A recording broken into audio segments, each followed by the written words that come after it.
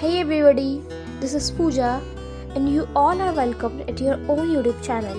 So today I am here with some most important vocabulary, and these vocab are very useful for the English learner and for those also who are preparing for competitive exam. So let us see one by one all the vocab. The first word is contempt or disdain. The meaning of these two words is same.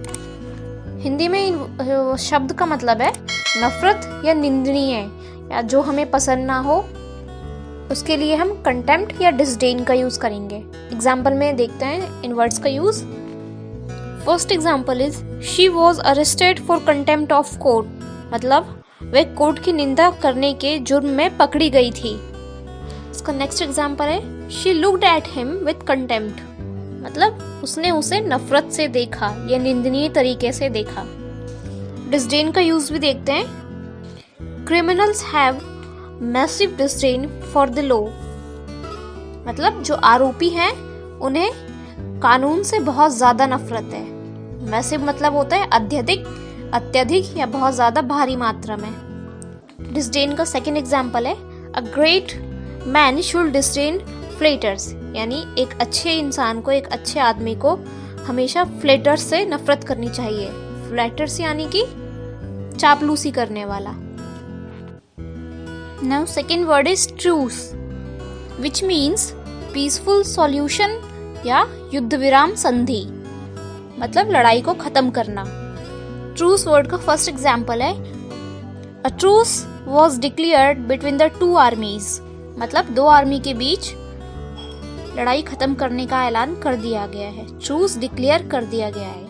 इसका second example है the white flag is a symbol of truce और surrender. मतलब white flag क्या show करता है? युद्ध विराम या फिर आत्मसमर्पण. Next word is erect which means standing straight up. मतलब सीधा खड़ा होना. इसका फर्स्ट एग्जांपल है this statue was erected 10 years ago. यानी ये स्टैचू 10 साल पहले खड़ा किया गया था. इसका सेकंड एग्जांपल है it took a couple of hours to erect the tent. मतलब टेंट को खड़े करने में सिर्फ कुछ ही घंटे लगे. अगला वर्ड है demolish which means destroy. Hindi में मतलब है ध्वस्त कर देना, तोड़ देना. एग्जांपल है इसका the old factory was demolish to make a new parking lot.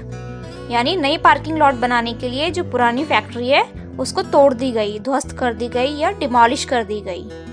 इसका सेकंड एग्जांपल है the car was demolish in the accident. यानी एक्सीडेंट में कार पूरी की पूरी डिमोलिश हो गई, डिस्ट्रॉय हो गई, पूरी टूट गई. So be careful while driving.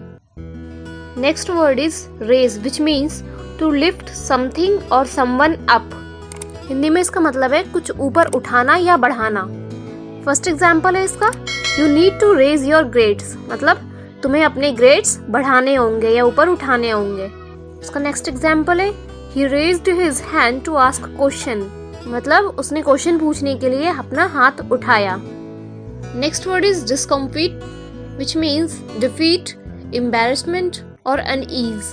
Hindi में इसका मतलब है हराना, एम्बैरेसमेंट फील कराना और अनईज फील कराना. यानी जो सिचुएशन में हम कंफर्टेबल ना हो वैसा फील करवाना. इसका फर्स्ट एग्जांपल है the opposition leader always discomfited Mamata in parliament. Hindi में मतलब है संसद में विरोधी पार्टी ने ममता को हमेशा हराया है. इसका नेक्स्ट एग्जांपल है the invading army was discomfited in every battle. मतलब जो हमलावर आर्मी है वो हर बैटल में, हर युद्ध में हार गई थी.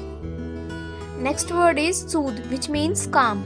This word is used to make somebody calmer or less upset and also used to make a part of the body feeling less pain. So इस शब्द का यूज हम या तो किसी को शांत करने के लिए कर सकते हैं या फिर बॉडी के किसी घाव को कम करने के लिए यूज कर सकते हैं. का फर्स्ट एग्जांपल है the doctor gave me some skin cream to soothe the irritation. यानी जलन को कम करने के लिए डॉक्टर ने मुझे कुछ क्रीम दी, स्किन क्रीम दी. सूद का नेक्स्ट एग्जांपल है the waiter try to soothe the angry customer. यानी वेटर ने एंग्री कस्टमर को शांत करने की कोशिश की. Next word is agitate, incite और प्रोवोक. ये तीनों वर्ड सेम है, इसका मतलब है उकसाना या भड़काना। सो उकसाने या भड़काने के लिए आप इन तीनों वर्ड्स का यूज कर सकते हैं। ये एक दूसरे के सिनोनिम है। तीनों वर्ड को एक एक एग्जाम्पल के थ्रू समझेंगे। एजिटेट का एग्जाम्पल है, Mohan likes to agitate his younger sister by hiding her dolls. मतलब मोहन को अपनी छोटी बहन की डॉल छिपाकर उसे उकसाना बहुत पसंद है।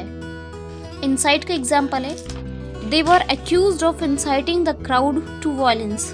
मतलब भीड़ को भड़काने के लिए या उकसाने के लिए उन्हें एक्यूज्ड ठहराया गया, यानी अपराधी माना गया। एक प्रोवोक का एग्जाम्पल देखते हैं, if you provoke your dog it might bite you. मतलब अगर तुम अपने कुत्ते को भड़काओगे तो वो तुम्हें काट सकता है। So don't provoke your dog. Next word is statute which means rule, law या कानून। इसका फर्स्ट एग्जाम्पल है, penalties are laid down in statute, यानी कानून में दंड को निर्धारित कर दिया गया है। लेड डाउन मतलब होता है निर्धारित करना और पेनल्टीज मतलब होता है दंड। इसका नेक्स्ट एग्जाम्पल है, Saudi Arabia has the most stringent statute, यानी सऊदी अरबिया का कानून बहुत ज्यादा कठोर है। स्ट्रिंजेंट मतलब होता है बहुत ज्यादा कठोर होना। भारत के कानून को भी ऐसा होना चाहिए, बट अनफॉर्चुनेटली ऐसा नहीं है। Now next and today's last word is predict which means भविष्यवाणी या पूर्व अनुमान लगाना। मतलब किसी घटना के होने से पहले ही उसका पता चल जाना, उसका पता कर लेना। All the local forecasters are predicting rain for this afternoon. इसका हिंदी में मतलब है, सारे भविष्यवक्ता आज दोपहर तक बारिश होने की भविष्यवाणी कर रहे हैं। इसका नेक्स्ट एग्जाम्पल है, she claims that she can predict future events. मतलब उसने दावा किया कि वह भविष्य में होने वाली घटनाओं को भविष्यवाणी कर सकती है।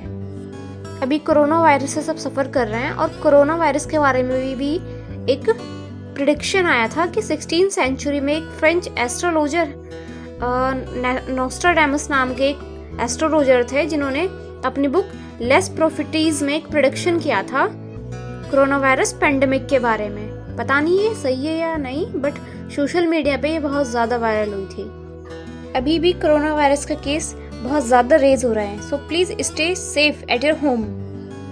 आई will be back with the second part of vocabulary. Keep learning and take care. Bye bye.